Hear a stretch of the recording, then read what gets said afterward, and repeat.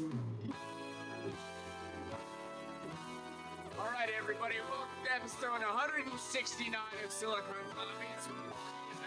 It's from the Bay and beyond. What a beautiful treat it is to be here at the gorgeous Park James Hotel. I want to do a quick shout out for our friends at Nicodex.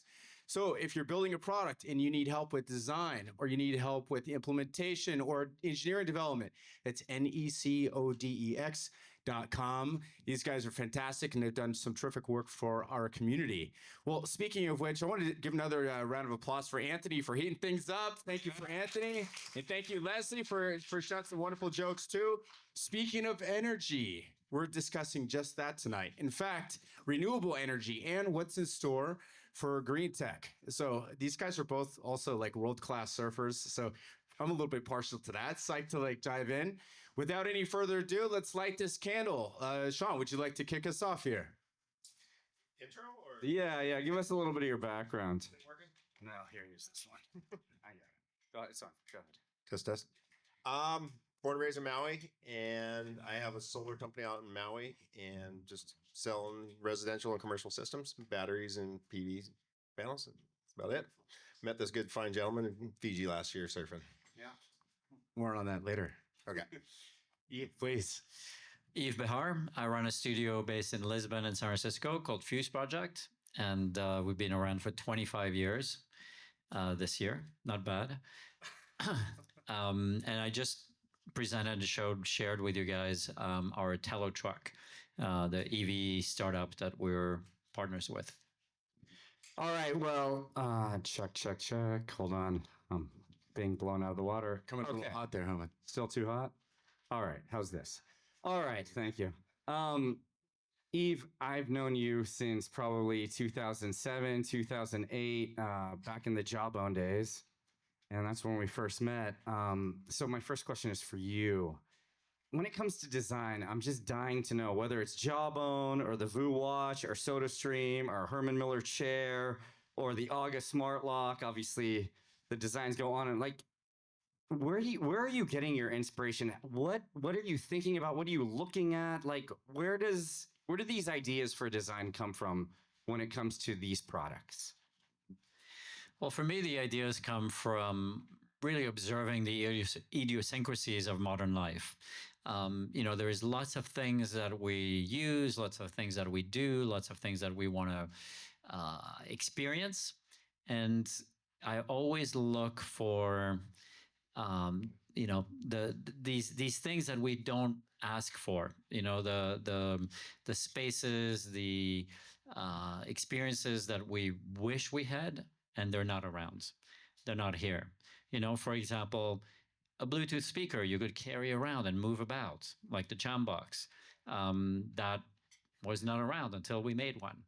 The Happiest Baby Snoo with Dr. Harvey Karp, a bassinet for babies that actually provides you with a little bit more sleep every night. So hold on, let's just go into that for a second. You look for the gaps in the market, you try to fill those gaps, but then when it comes to the actual design, like you're designing things that don't quite, like are you looking at art? Is it film? Is it nature? Like where are you getting these designs from? So that's a very common question I get. And I actually don't look at things. I love art. I love nature. I spend a lot of time in both of those environments. A lot of people confuse inspiration with sort of direct lifting of aesthetics. And instead, what I look for is really what the ideas, starting with the ideas. I start by writing, we create strategies, and then we're like, okay, we have to get this feeling out. We have to get this function to really work really well. We need to have a certain amount of expression. This has to say, this is the latest or greater. So this has to say tactility, or this has to say new materiality. And so I really derive our designs from ideas, not from physical influence. We're going to switch gears a little bit into the fascinating world of big wave surfing and energy. I mean, you're at the top of the class in both of these capacities. So maybe if you could share for the audience what it's like to tow into like a 60+ foot wave, which is terrifying, but then also like walk us through the inspiration from what it's like to build a business, and especially maybe in lieu of the Lahaina fires, if you could, Shaun. Wow, that's a All in like 50 that's a really seconds. multi-dimensional question. Surfing is more just been about a lifestyle design for me more than anything, and it's been something that keeps me wanting to work hard, so I can be able to have the time to be able to surf, and then the other part is to be able to stay healthy and train, so I can be in those big days. And there's this surfing, those really big swells too. Is they only happen finite amount of times a year, so they're Got to be ready. you got to be ready. So it's just always just being game ready 365 days a year. So it's just being game ready. A day of day, it's those big days. There's I don't know.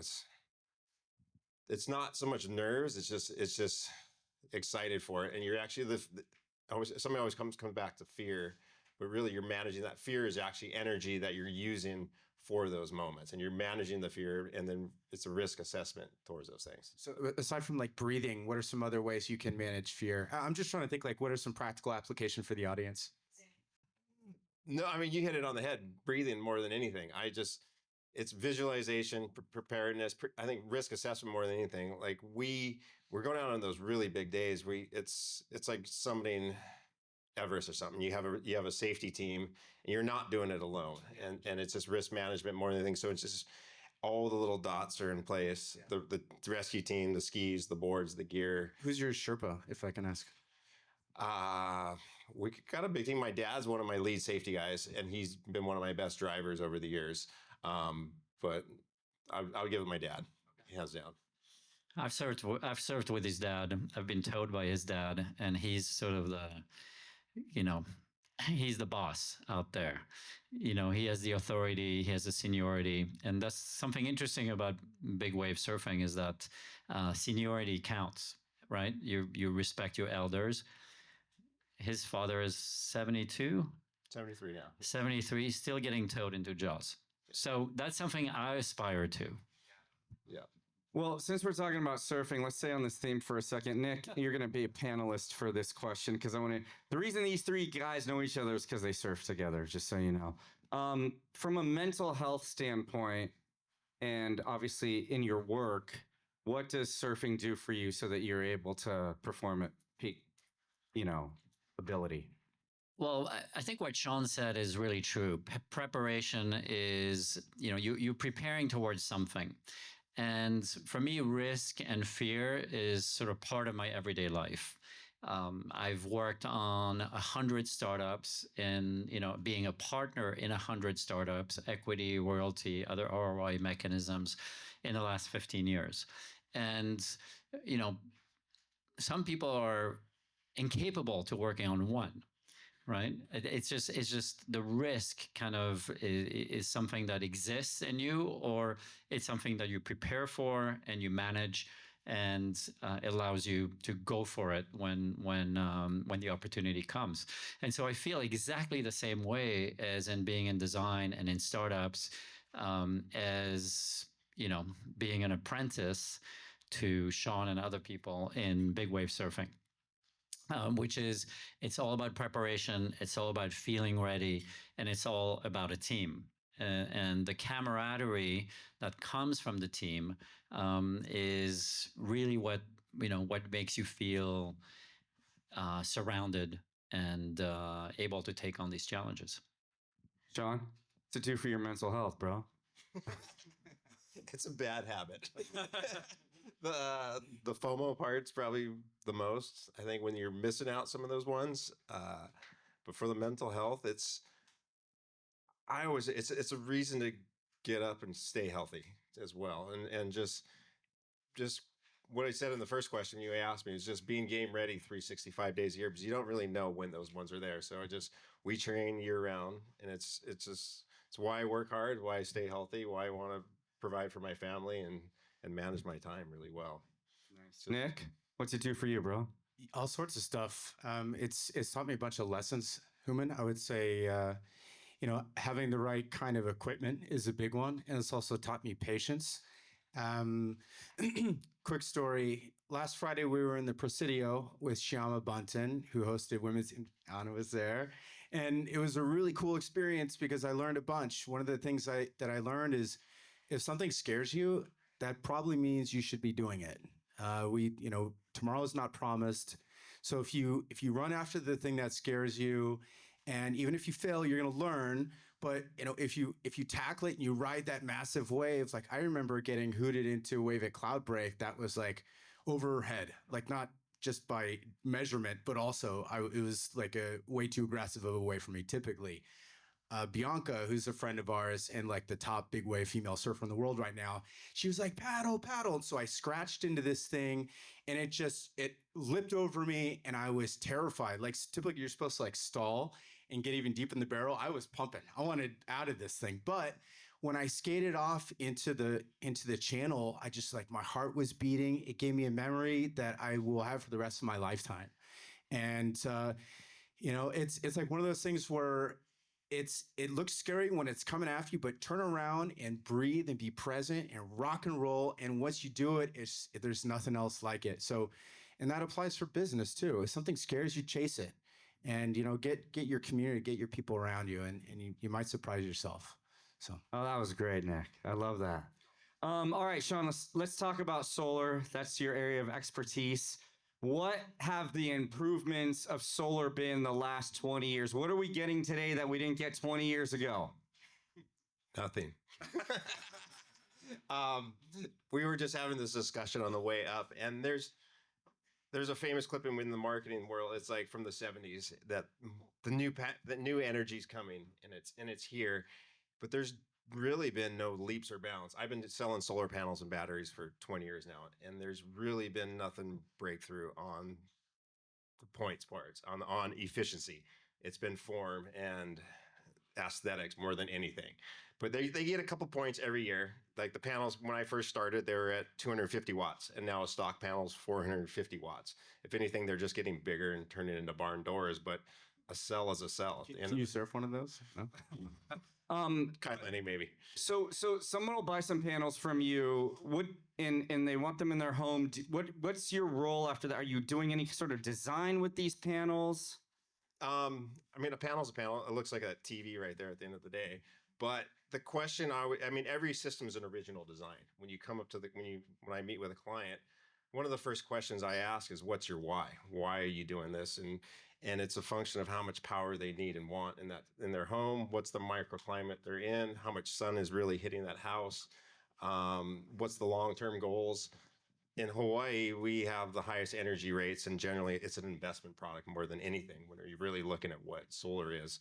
And that's kind of most of my clients are looking at it first. So it's either an investment product or is it to be green? And most lean into the investment product first and foremost. We have the highest energy rates, we have the best tax credits available, and the best sun. So we have pretty much the shortest ROI payback period in the nation right now, under 5 years. So one more thing about solar panels. Okay, there hasn't been a huge improvement at all. Do you see anything happening in the future? It's a function. They're getting prettier at the end of the day. There it is. There is. I mean, what it is, they're building it at scale now and bringing it back home. And they are getting cheaper. That's at the end of the day, they are getting cheaper. So what was the cost 5 years ago? What's it today? I think when I started, it was about $9 a watt installed system without batteries. That's on Maui. Install price is really expensive. And now a installed system with the top of the line batteries is $6 a watt on Maui, probably $6 or $7 a watt. I think it's a lot cheaper over here, probably down to like $5 eventually a watt. We'll get to like 2 cents per kilowatt per hour, which means like energy is essentially free. So we can power all these different data centers. No, is this not? Yeah, yes, it is. And it really just depends on the market and where you're at. Like if you go to Australia, it's incentivized by the government, and all the incentives go straight to the installer, and the homeowner's only paying for the labor piece of it, and everything's subsidized on the end of it. You go to some of these like third world markets, and there's no sales reps market. It's just you're paying for the really cheap panel, and that's it. It's under $2 a watt. I'm a little bit surprised to hear that there hasn't been much in the space of innovation. I heard not too long ago that they're putting solar panels like 8 feet, 10 feet over farmland. because it's not having a really an impact on the crops, but you've also got this, this. I mean, it's still a cell's a cell. It's a computer chip at the end of the day. That's silicon wafer, and so they're gaining points, but then all they're doing is they're spreading those wafers out a little more, so it's penetrating, or they're bifacial, and then now the light's coming through it. So All right, we're gonna ask probably 2 more questions, and we're gonna open up to you guys. Yves, all right, so because you teased this, I didn't know you were gonna mention this. I have a question. This is one of the questions you're not prepared for. You've been a part of 100 startups. How do you know, and if you want to name names, do it. We're fine with it. How do you know when to jump ship? How do you know that like this thing was sold to me in a certain way or it's just not like what are your like markers? You mean when do I give up? Or when do you leave or when do you say this is no longer for me? That's not necessarily your startup because I know people are bringing you in, right? Yeah. So what I love to do, I mean, I've been 6 times a co-founder, but the rest of the time I'm a partner. And what I love is to bring and create a lot of value as a partner. So, for me, I never give up. I mean, I think that's part of, unless everybody else does, right? But I'm not, I don't feel, you really have to believe that that it's going to make it, even though you know that the percentage of startups that make it is rather small. But I think it takes sort of a special, singularly focused mind, somebody that doesn't mind the pain, and that has to be for the whole team, right? The CEO, the CTO. I'm usually the chief creative, but you have to be able to get through, the ups and the downs and the drama and the fundraising rounds. You have to be obstinate, and you have to believe. And I have 0 formula for what makes great success. I've had founders which I thought were the most brilliant people I have ever met, and the company failed. And I had founders where I was looking at my business partners inside the company, where we would look at each other after a while and we'd be like, I don't know about these guys. And you know what? $billion companies. So I think timing is certainly something that I've learned about. I've worked on plenty of startups and plenty of ideas and plenty of technologies that were a little too early. That's one. One thing that I'm wary of is overfunding. I've seen that as a big marker of failure, when you have too much money and you sort of lose your focus on efficiency and getting there. So I really like startups with founders that have the experience and that are pretty strict about how much they need, and that too much can be too much. So there's a few things that I look for, a few signs, but I wouldn't say that I have sort of a set of criterias that determine the success or failure of a startup at this stage. Shaun, you want to tag in here? I'm going to bring it back to surfing, and I'll use a word that I've learned hanging out with it is staunch, and his home break is ocean beach. So if anybody's ever tried to paddle out to this wave, it's very difficult, and you have to not give up. I think as a surfer in general, and as somebody, as an entrepreneur in general, you need to love punishment. You need to be okay with that. You need to be okay with getting beat up. You need to be okay with, just being humiliated. Sometimes happens a lot in the water. It happens in business as well. And I think it's that thick skin, and feeling like you're self-propelled, and that you don't always need the acknowledgement of others, or to be in a comfortable situation, or to feel fully supported at all times. That's what the drive is, I think, for big wave surfing and for startups. Just to kind of tag on that, when you said never give up, it made me think of Finding Nemo, and I remember we were surfing. I think it was called Swimming Pools, the place, and there was a tiny cute. What are those fish? The little Finding Nemo fish, the clownfish. and this thing just would not leave your side. So you're like Dr. Doolittle in my book. What was that? What was that experience like? I've had a few experiences in the ocean that have changed my life. That was my life. I mean, that was one of them. I mean, another one, it's basically a little fish that stayed with me for 25 minutes, even when after I duck dived on the waves and even after I got crushed by a wave, the fish was still there. I'm like, what is it doing?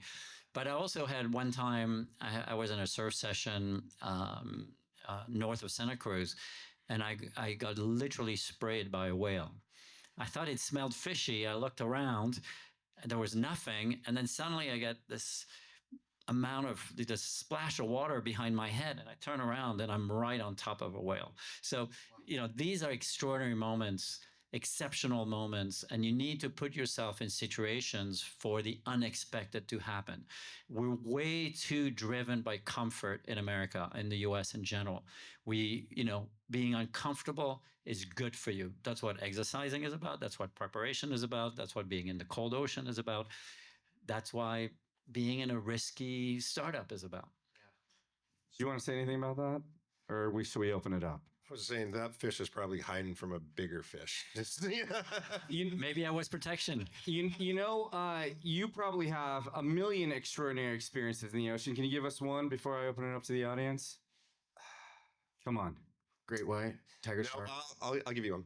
I was guiding for a client, and we're on a boat on the Tuamotus in Tahiti and the outer atolls, and we got skunked on surfing and wind, and then it turned into a scuba diving mission more than anything. We did like 3 scuba dives, and so we did an outer ledge dive, and we did every kind of dive you want, drift dives, night dives, and so this day we're like, let's go to the outer ledge, burn a tank at about 80 feet, and basically it goes 70 degrees down to 1,000 feet from dry reef down. And so we went down about 70 feet and burned a tank. And it was straight out of a David Attenborough Discovery show, and every fish you can ever imagine. And next thing you know, these 2 bottlenose dolphins came up to us. And this one came up and let me rub its belly. And we had an eye-to-eye conversation at 80, 90 feet. And its eyes were as full of soul and spirit and intelligence. And it was like looking at him and going, hey, what's up? What are you doing down here? And we were over the horizon on this boat. And it was just blew my mind. Like, Oh, that's awesome. Well, I have so many more questions, but I don't want to be greedy. All right, you guys know who these 2 are. Who has the courage to ask the first question? Oh, could you pass this mic back to? This question goes to Yves. You're in part responsible for that beautiful gem out there. Can you explain a little more about the design process that went into it? Was it a problem that needed to be solved, or was it just like a fever dream that became real? No, you did it great. You know what? I forgot to bring up the CEO of the Tello car, Jason. Come up here. So your question was about the design and the process. Is that really around? And Yves should comment on the design because he was really on the design and process, but I'll give you some of the genesis of the company. So I actually sketched out in a notebook back in 2016 the idea of a mini truck. I just come back from my first international trip to Japan, and I was like, God, they got it figured out. They got tiny trucks there, and they work in downtown cities, and they're everywhere. Turns out they're number 1 through 5 most popular vehicles in Japan are a size smaller than the size of a Mini Cooper. And I was kind of digging in, like, why don't we have that in the US? Like, well, maybe because we're just bigger human beings and larger in all dimensions, and we can't do that. Maybe because we go faster, have more strict safety regulations. So I sketched up all these reasons why I thought that we couldn't do this in the US. And I realized that, well, none of these things stop us actually from doing this in the US. We just need to make a couple adjustments to what they did in Japan, really make it for the US demographic, and then people, they might want it. So actually it's sketched up in a graph paper notebook. We still have that hanging on our wall in the office today of here's how I think we might go about solving the problem of getting a tiny mini truck into the US markets dedicated for downtown cities. And I had no idea how to make it beautiful. So Forrest and I were going down this avenue, Forrest, my CTO, the co-founder, going down this avenue and saying, hey, how would we actually make this thing a reality? And Forrest goes, well, if you're going to sell it, it's got to look good. No one's going to want this thing. So we hired a couple of designers before we had talked to Yves and kind of got a bunch of UTV golf car looking vehicles sketches out of that. And Forrest looked at me and goes, none of this is working for me. But I got a friend who can make this thing beautiful. And he called up Eve, and I think you were on a surf trip at the time, maybe. No, I was in Lisbon. But I remember that evening because I had worked with Forrest on a couple of other projects before, and I was at dinner in the streets, and he calls me, and I take a quick walk, because I do answer calls from entrepreneurs and friends. And he told me about the vision, and I was like, "This is extraordinary. I don't relate to these massive, pickup trucks that we have in the U.S. I understand the need for something smaller, more agile, and I also really deeply understand the reason for EVs, because I've been driving an EV exclusively as my only car. I've had a couple of different ones, but since 2012. So I have 13 years of driving EVs, and in those 13 years, it made me realize that one of the key elements is the possibilities for a completely different driving experience that resides in EV cars, and yet that opportunity hasn't been taken by, I believe, any EV company. And what Jason and Forrest were conceiving is a vehicle that is, what we call third generation EV vehicles. So everything from the layout, from the sort of battery configuration, the engine configuration, everything is built for efficiency instead of building something that just looks like old cars and has electricity in it. Jason, let me ask you a few quick questions. One, how many miles does it get on a full charge? Yeah, so the battery pack we built ourselves, by the way, it's 106 kilowatt hours in that tiny footprint. And for reference, in that footprint of a two-door Mini Cooper, the EV version of that is a 33 kilowatt hour battery pack. So we get 350 miles of range in that footprint. Okay, and when is the car available? So there's now the next stage to go to production intent, which will spawn the first build for production. That is a period of between 12 and 18 months until we deliver our first vehicles. And what's the cost? Vehicle starts at 41,520. Goes up beyond 50,000 if you get all the bells and whistles. And what are the bells and whistles? There's a dual motor version with 500 horsepower, 0 to 60 in 4 seconds. The big battery pack for 350 miles. We have options in your neck of the world. Solar for vehicles is an interesting topic. There's a lot of people that say, hey, I can build a solar powered vehicle and drive it forever. And that might be possible if you build a very, very, very specific type of vehicle. For the general, small, very lightweight, very aerodynamic, slow. But for us, what we do is we have solar options for the roof and the camper shell of the vehicle. And what that enables you to do is if you park your vehicle outside during the day, you can get back to the vehicle knowing it'll have at least more state of charge than it left at. You're not going to have the problem of residual drain. If you go for a long hiking trip, you go park the vehicle out in an exposed parking lot, you go for a 20-mile trip, you come back to your car, you're going to have enough power to charge your phone overnight and get some AC going in the car. That's what really we see. And is the car still out there? Or did you put it away? We put it away because it was starting to rain. Okay. And we did not want to have any water intrusion. Well, listen. Oh, is it waterproof? It is waterproof. Okay. I might call it water resistant. Okay. All right. Yeah. Well, it's back. They want it back. All right. Listen, Jason's going to be around. If you guys have any questions for him, thank you, Jason. And sir, thank you, because I forgot. All right. Who else has a question? All right. I like this guy. Awesome that you guys are surfers. I'm Garrett Kinsman. I'm building nuclear reactors, and I had this great debate with Yves earlier today about why should a nuclear reactor look beautiful if it's something you're going to throw in a aircraft-resistant bunker, basically. And as a designer, I've been an industrial designer for 10 years. I think it's a really interesting debate, pulling apart battery packs, pulling apart motors. Why should things that are unseen be beautiful? Because beauty isn't just a coating. It's not just a it's an impression. So if you're selling power, right? Or with a mini nuclear reactor. I believe that it should express what it is about. And that is a good reflection on your brand. It's a good reflection on what you're trying to do. It's a good reflection for your customers who are looking to trust your brand. Trust is going to be a major factor in selling a nuclear reactor to people. And by the way, trust is very important, whether you're selling a car, like the Tello truck, whether you're building an August smart lock. Trust is the number one thing that you need to establish with your customer base. And design can express that trust, can help you make people feel like you have considered all the elements, all their worries, all their fears into the final product. Can you hear me? Can you give Garrett your mic? I have a couple questions for him. All right, since you're here, I assume you're building these nuclear power plants for AI, correct? No, if you look at the economics, it doesn't quite make sense to make electricity with a nuclear reactor. So we're using it to produce isotopes. Oh, you are? So producing medical isotopes.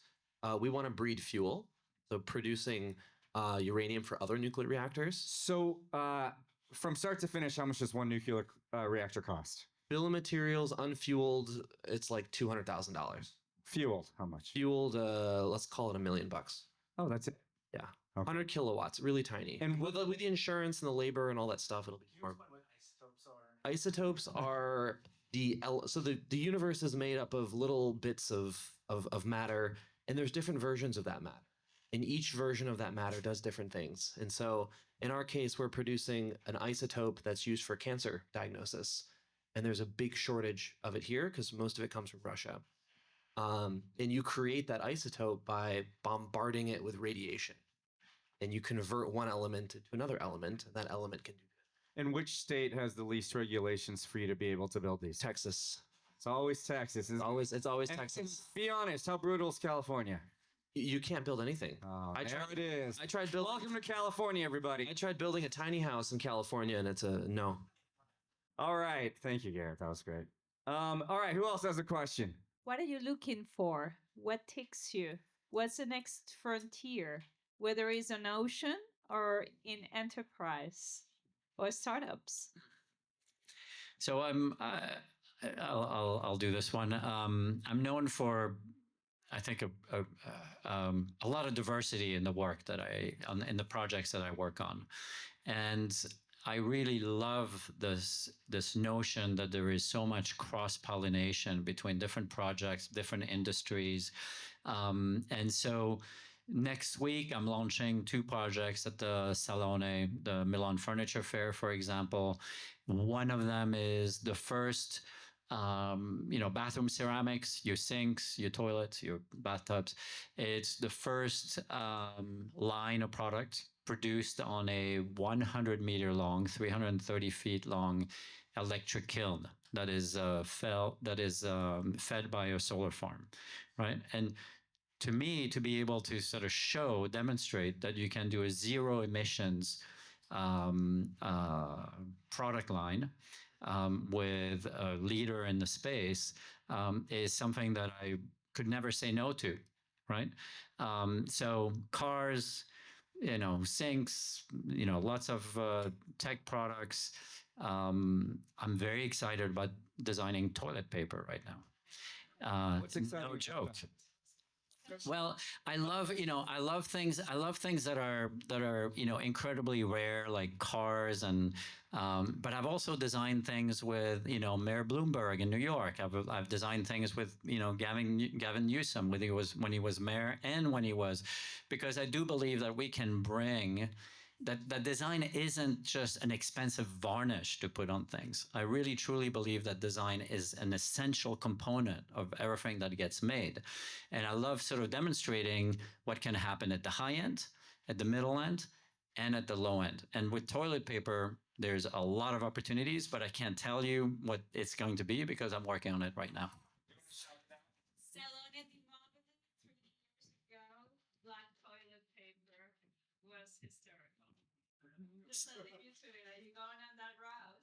Well, no, the company I'm working with is the only company in the world that makes black toilet paper. I have a feeling, you two might be a little intimidating, and it's obviously hard to get access to you guys. How can somebody work with you? I mean, today they're gonna hang out and you guys can talk to them, but this is a rare opportunity. So, are you? I got a blog and a podcast myself. This is Yeah, kinda but- how we connected, and that's like my little lead gen tool for doing all my designs on Maui and So, Hawaii. if somebody messages The- you, are you The quick? Bowie Report podcast, thebowiereport.com. Yeah. We'll include that in the show notes.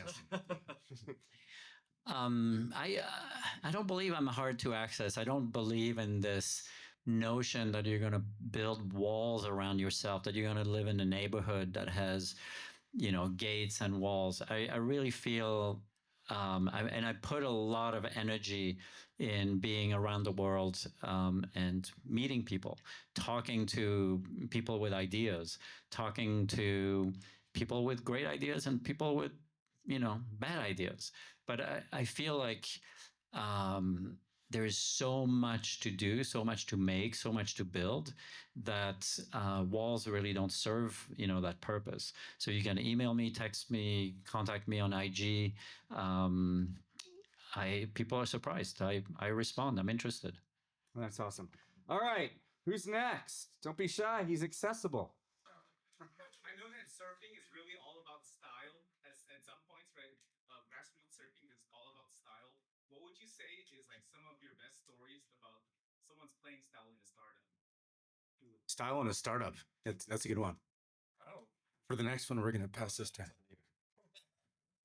Well, something funny about surfing is like how you think you're surfing in your mind is very different from what you see in pictures and videos. Video doesn't lie. It's very humbling, and I think you have to be willing to look terrible most of the time. There's about 100 people that make it look really good in the world, and there's a few million of us that just admittedly look terrible. So, style in a startup, I would say, I love humility and I love your efficiency. I think people who are trying to project too much hubris, is I don't find that like an attractive quality. I like to be able to feel like, hey, we're going to work through this, through the night at this little side, coffee shop down the street. It doesn't matter. It's, can you share your issues, your problems, your challenges, your dreams? And can you do that, in a humble fashion? So we all work together on solving a simple or a complex problem. That's what, I think style is not about projecting sort of unreal and, overwrought kind of expectations. It's about kind of working at it. Our next question is back. Thanks. Michael, WeVents.vip, a new company. I have two questions, one for Shaun and one for Yves. One for Shaun is, I'm curious about wind energy. It's had kind of a large trial. We've had huge windmills all over the Bay Area, different outside the Bay Area and all over America. How is that going? Is that working? Does that seem like it's the future? Is there new technology coming out? How's that working? And so that's my first question. I go with that one, then I'll pass it. I'll give you my perspective from Maui. So there's a handful of big wind farms. There's one, if you've ever flown in, it's up on it's on public land, and people always think there's 20 of these huge ones going up the hillside. If you ever driven to Lahaina, you would see it. Everybody's like, oh, we're so green, but really it gives about 5% of the island's energy. It's publicly owned by a PPA, which is a power purchase agreement, or actually a feed-in tariff, a FIT.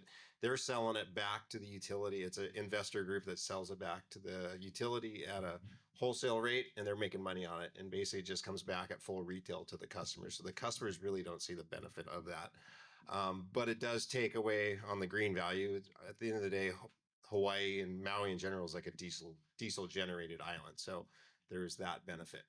I've seen it on the small scale. What I've learned is you better be good with the tools. It's an engine with bearings, and if you can work on a car and it works, and if you got a good wind little tunnel, it's good because it goes 24 hours. Most people aren't good with the tools, and if you got to be able to change the oil yourself, that's kind of what I've seen. Hey, thanks. And Yves, question for you is you've been involved 100 startups, partner, that's really cool, and some big ones and really cool stuff outside here. So I'm just curious, someone with a new company got an alpha kind of demo ready, but no corporate structure yet, pre-seed. What would you suggest in terms of corporate structure, just approaching initial investors for the seed round? What kind of corporate structure would be a good one to sort of visualize a bigger company that can grow? I don't know that I give advice on corporate structure. I mean, I do bring financial and legal advisors sometimes, people I like, but I've really worked at every scale. You know, I've worked with, you know, Uber when they had, you know, they were raising like there was no tomorrow. And I've also worked with the single entrepreneur, and we go for coffee and we brainstorm what can be done in a certain field. Actually, a couple of those have become co-founders in. So I feel like ideas, ideas are something that you need to help grow. They're like babies, small children. You need to kind of feed them. You need to support them. You need to you know, help someone kind of bring their vision to life. If you like the vision, if you like being a part of it. The one thing that is clear today is that there are a lot of great angels. There's a lot of great seed and pre-seed and family rounds that can be done. And so it's maybe easier than it was, I would say 15, 20 years ago to get something started. It is harder to get the institutional investors to go for your A round and B round and C round. So that's kind of the phase that we're in. Does somebody else? Oh, please. Hi, Eve. Hi. You were kind enough to have lunch with me and my mom in 2018 January at your location in San Francisco at Fuseproject. She unfortunately has passed away, but thank you for being at lunch with us that day. I'm really inspired by how you've taken this time to like become a partner with the companies that you work with as opposed to just a service provider. Can you talk about how you transitioned from just working on a fixed basis and why you did that? What was your inspiration behind that? Yeah, I think that's a great question. And thank you for the lunch as well. It's a great question because there is, sorry, I just, we'll edit that out, but, This is live. oh, it's live. Great. Because what I discovered in the mid 2000s is that, startups were very ambitious and they were ready to compete with the big, slow, corporations that were not embracing change. And yet they were at a huge disadvantage because they didn't have, world-class design supporting them. They didn't have, and so when you compete with Apple and some, Hewlett Packard and some of the other players at that time, it was very intimidating to go against them. But that's what design can do. Design today, as consumers, we're, I would say less influenced by the big companies and more interested in what's happening, what's next, who is creating the next generation of the things that we want. And so design can really do that. And so I basically said, well, these startups don't have the finances to hire me like the big companies do. And I like risk and I like challenges and I like challenging the status quo. And so I have to find a way to create a business model that will allow me to work long-term with these companies, have my incentives lined up with the founders, and, take some big bets, take some risks. And that's how we came up with this design venture model in the mid 2000s. It's something we do 5-6 times a year, every year. And all over the world, from Poland to, China to, every continent we've worked in. We have one more question, then I have two more questions, then we'll be all done. We'll bring Anthony back up. Keith, you're up. Thanks, Nick, and thanks, Human. So the question for either or both is, with AI, of course, and being in your fields, AI, is that a existing threat, existential threat? Is that an augmentation tool? And then assuming in either case, how do you preserve empathy and authenticity into your designs with using these tools? So for me, AI is a tool, and that's a word that you use in your question. And of course, having had Fuseproject for 25 years, I've seen lots of tools over the years that have arrived. I feel that AI can be an incredible tool towards empathy when it's used with the right product, right? So when you think about the happiest baby Snoo, when you think about the Moxie robot that helps kids, on the spectrum learn, when you think about LEQ, all projects I've worked on, LEQ is an aging companion. It's actually amazing what AI can do when it's purpose built for a specific audience. A person who is sick, a person who is aging, a young family. It's incredible. I find AI a lot less compelling when we talk about everyday tasks, when we talk about helping us with our writing and with our drawing and with our photography. It's there is a very interesting study that I've cited a couple of times. I think Carnegie Mellon did it, and it basically studied hundreds of workers, hundreds of employees that use AI on a regular basis, and what they found is the critical skills went down when people used AI. So again, if you have a beautiful writing style, why don't you write? If you have a beautiful sketching style or illustration style, why don't you do that? Because that's always going to be more unique and beautiful. And of course, I'm not worried about us. People in this room, people on the stage, we're comfortable. We're older. We've learned those things. We've learned those skills. I'm always worried about the teens. Of course, if I was a teen today, I like shortcuts, but where is my opportunity to learn? And I think that's the dark side, I think, of AI. The bright side of AI is use it all you want for these communities that really need it. In the medical field, it's extraordinary what is happening with that. All right, so two last questions. One, from a design standpoint, what are you excited about that's coming out that we should know about? Both of you guys. I'm excited for Shaun to find some revolution and excitement in solar. I'll bring it back. One of my best friends is one of the bigger architects on Maui, and we're doing these big homes, and we always are battling how early I get in on the design phase of that home. And it's this form versus function question with him. And he's always like, you're dirtying up my roofs. I'm like, well, make me a bigger, nice, clean roof, and I could fill it nice and easy. Get me in early so I'm not putting conduits in these ugly spots. And it's just getting in there early for me. And that's kind of the design phase. And that's coming back to, they are making it prettier, and that's the leaps and bounds that I keep seeing is the aesthetics pieces and making it integrating and clean, and just it's making the designs cleaner, and then just the form over function. Maybe on Mars one day. Yeah. And then lastly, obviously there's a lot of startup people here. Do you invest 360, or are you very specific with the things you like to invest in? And what specifically do you invest in? Both of you guys.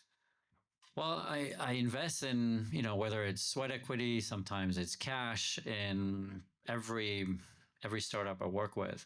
But in terms of... Yeah, like strictly tech, strictly AI? Oh, no. Do you do art? Do you do film? Like, what are you investing in? Well, I have a real estate co-working business. My partner is here in the room. I really want to see Tello make it to market. We have close to 8,000 reservations, which is I think about over 8,000 reservations. The numbers keep going up, which represents about 350 or 400 million in orders. I want to see these things come to life because I feel that they are just so much better, than what's in the market today. They're safer. They have more functionality than what's out there. They're affordable, and of course, they're, incredibly, energy efficient. I'm going to keep doing that, whether it's the next EV car company, whether it's toilet paper. I feel like every industry, every product that we use every day is worthy of its next iteration, its next stage. Mine's a little abstract, but it's time. I got a young family and I got so many cool things going on in my life with my businesses, but I have to be very strict with what my time gets invested in. I'm very disciplined with my time blocking. I have my family time, my health time, and my business time, and my surfing time. But are you strictly investing only in renewable energy? My cash, where my cash is going? Yeah, where's your money going? Yeah. I have my media company, and my company right now is Maui Energy Advisors. I'm all in on my own personal company. Hold on. One for Leslie. Do your wives surf or do they enjoy a couple hours of solitude in the morning? And then also, second question is, when you're surfing, are you just in the moment or are you there and you're coming up with new ideas? Two great questions. Yes, my wife surfs. My kids surf. But she also enjoys 2 hours, by herself meditating in the morning. And she does it all, works, the whole 9 yards. And for me, surfing is so interesting because it's very hard to think about anything else. And there's very few places in our lives today where we don't have distraction, where the phone isn't buzzing in your pocket, where your mind isn't constantly jumping from one idea to the other. I really find that surfing is one of these places where, whether you're good at meditation or not, really no distraction can come in because every wave that's coming at you, every set, you have to be ready for. You have to be observant of nature and the environment that you're in. And that's such a rare treat in this world that we live in. My wife doesn't surf. She gives two shits about surfing. She didn't care who I was. It was actually awesome. And so, but she loves the ocean. And what he just said, you do have to be hyper present. And even just being in the water, it's very spiritual. It's just such a cleansing thing when I'm in the water. And then when you're truly riding a great wave, a big wave where you're absolutely hyper present, it's almost like a spirit where you're elevated to another realm of present. I don't know how to put it, but you're just there. Yes. Beautifully put. We always want to make sure that we're valuable to our guests. So maybe is there a website you'd like to plug, or how can folks connect with you who are tuning in, our virtual zombies here? Firm is MauiEnergyAdvisors.io, and my media company is thebuoyreport.com, where you can find the podcasts and blogs and long form and all the socials. For me, place a reservation. It's only $152 because it's 152 inches long for Tello Trucks. So tellotrucks.com and Fuseproject.com, which is my design agency. And you can always see a little bit of my life on IG at Yves Behar. All right, you guys, they're going to hang out for a while. Don't worry. They're not going to sneak out. And thank you guys. That was incredible. Thank you. Thank you.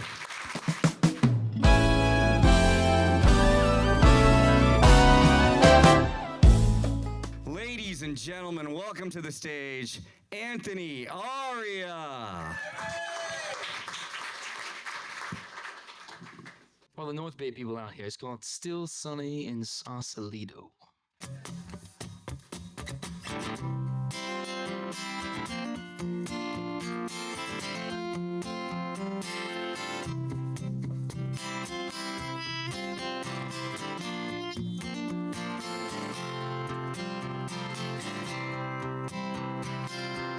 Oh, lover, blow my cover, go and lift the fog from your eyes. Oh, baby, I'm crazy, burning for a night after night. I saw you thinking, daydreaming about a sun in your sky. You said city lights burn too bright, make me feel right at line. Let me take you for a ride across the county line, where the sun still shines.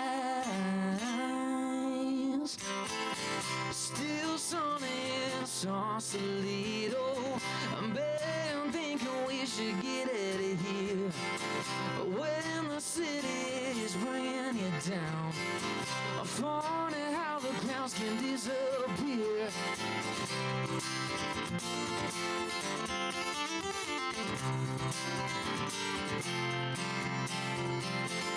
Sooner or later, Golden Gate will make you feel right at home.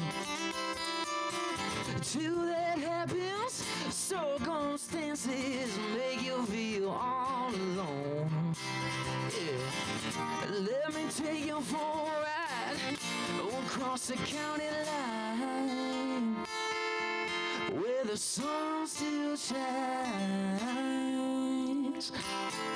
It's still sunny in Sausalito. I'm thinking we should get out of here when the city is bringing you down. Funny how the clouds can disappear. It's still sunny in Sausalito.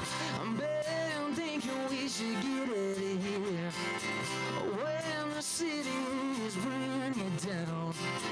Funny how the clouds can disappear.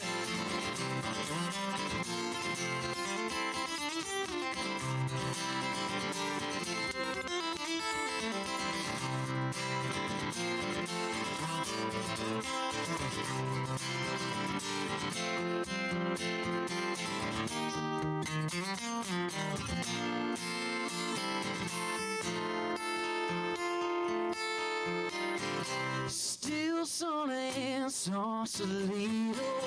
I'm thinking we should get out of here when the city is bringing you down.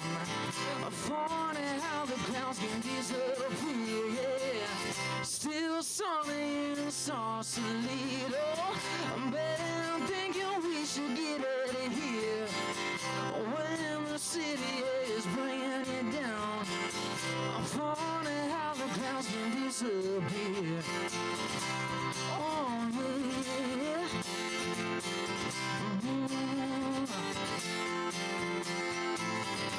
Let me take you for a ride across the county line, where the sun still shines.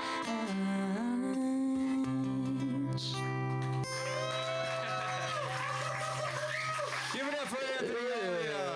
That was great. Thank you very much. Thank you, man. Thanks, Sean. All right.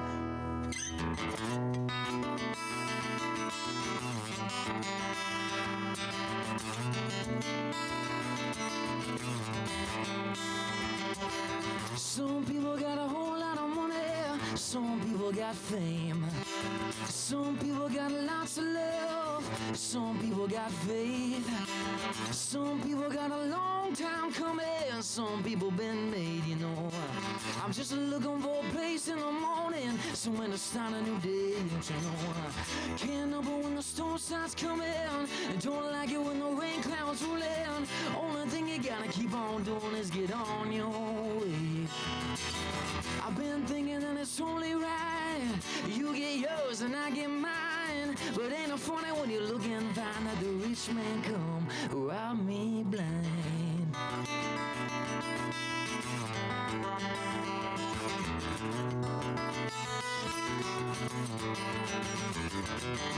Some people got a look in their eye, it makes you wonder what they keep inside.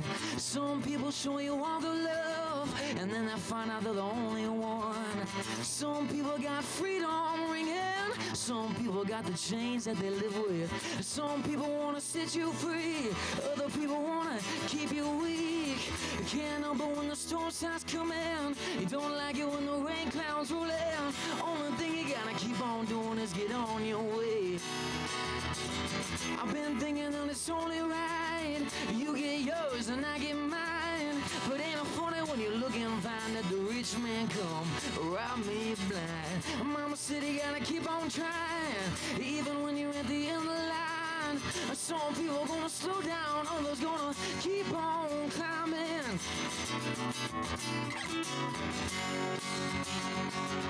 Oh yeah.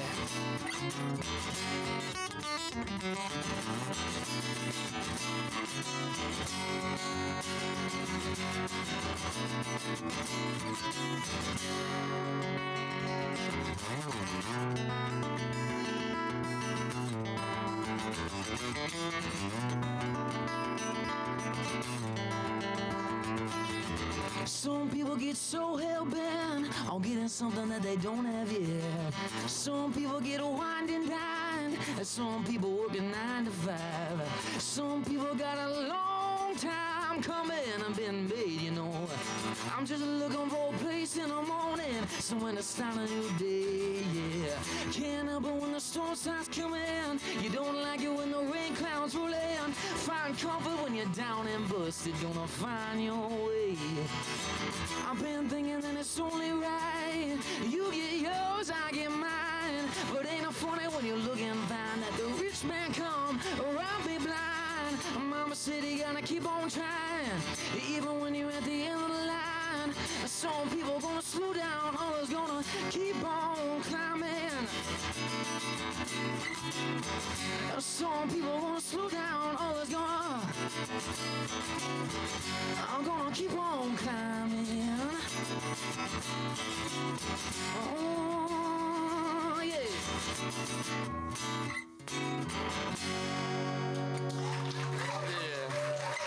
Thank you very much. Thank you, Anthony. All right, everyone. Thank you all for coming out.